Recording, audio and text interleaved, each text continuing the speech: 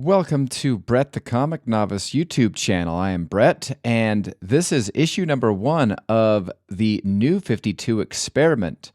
Yes, the New 52 experiment is something I decided to do as I've been trying to figure out why people either like some of it or all of it, or, well, there's not that many people that like all of it, but absolutely hate most of it, I guess I should say.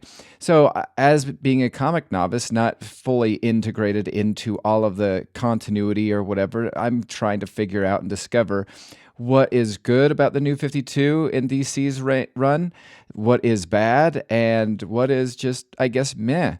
And so in doing this, I have committed myself to doing a few things. The first thing is I have lots of omnibuses, so I'm going to go through Aquaman by Jeff Johns, also The Batman by Scott Snyder, Batman and Robin by Peter J. Tomasi, Flash by Francis Manapul, The Green Lantern by Jeff Johns, as well as Wonder Woman by Brian Azzarello, and of course, not to be forgotten, the Justice League, also by Jeff Johns.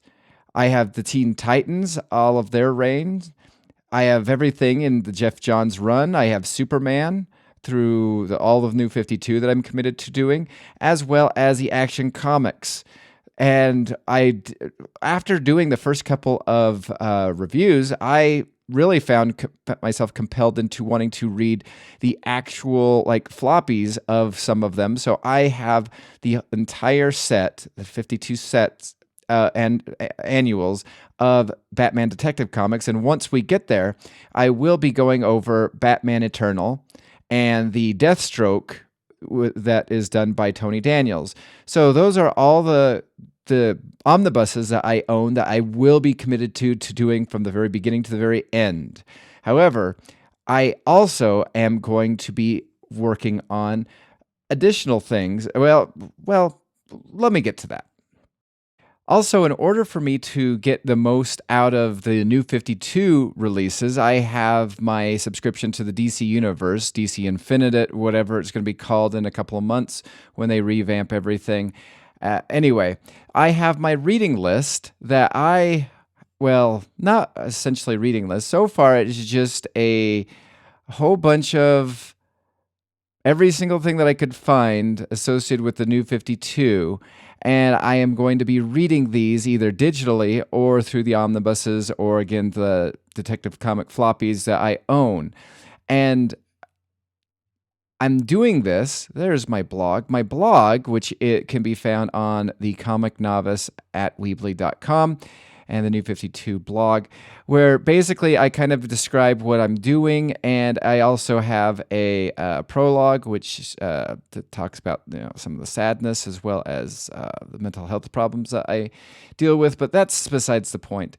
How I'm doing this is I am using the Chromacron sales figures, and in this order, I am reading all of the DC New 52 issues as they come out each month, and I'll be doing, I'm planning on doing a review for each month and then giving a top 5 best, top 5 most surprised, and top 5 worst, I guess you could say top 5 worst.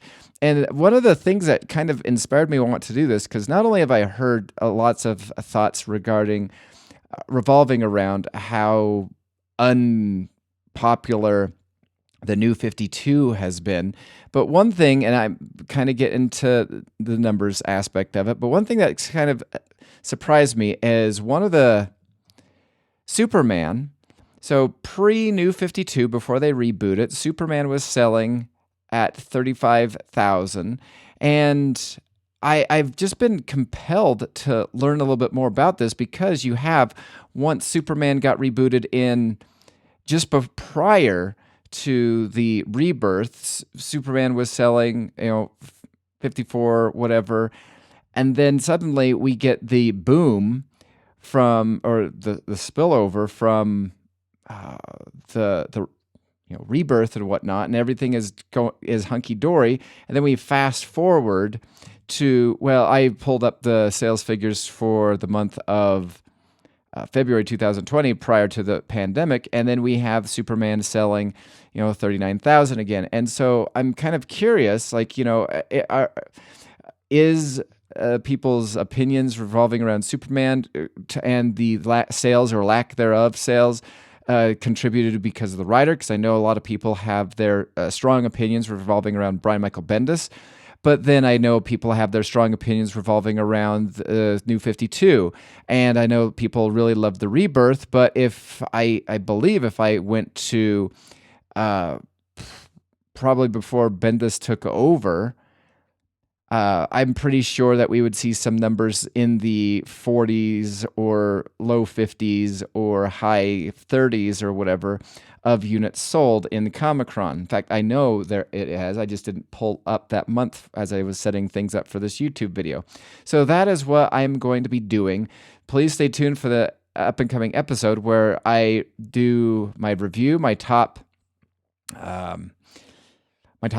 I will list every single thing in order from highest to lowest at the very end that you can see. And I'd love to get some feedback. Where was I wrong? I will say I already know where I do kind of have some prior, not having high expectations for certain things. And that's it has anything to do with what I've heard from people as talking about the New 52. It is just my personal likes and dislikes, and all I'll say is I struggle with magic, because when it comes to magic, problems can be solved by magic, or then they don't solve any problem by magic and you're screaming the entire time, please use magic and this will solve the problem. And so I just have issues with magic and whatnot. That being said, I am trying to be, as neutral as possible and just trying to take it in for what it's worth, because again, I have just about a year of experience of reading comic books. So that's what I'm going to be taking into my New 52 challenge. So I hope you enjoy my New 52 videos, as well as some of the other videos that I will be doing. I found out the hard way that the New 52, the relaunch of DC's range, there were actually 52 individual titles. And that was surprising, and not like a good surprising, because once I thought I was done, I only found out I was halfway through. So please enjoy these videos.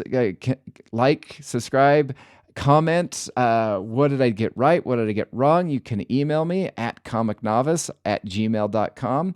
And yeah, thanks for watching.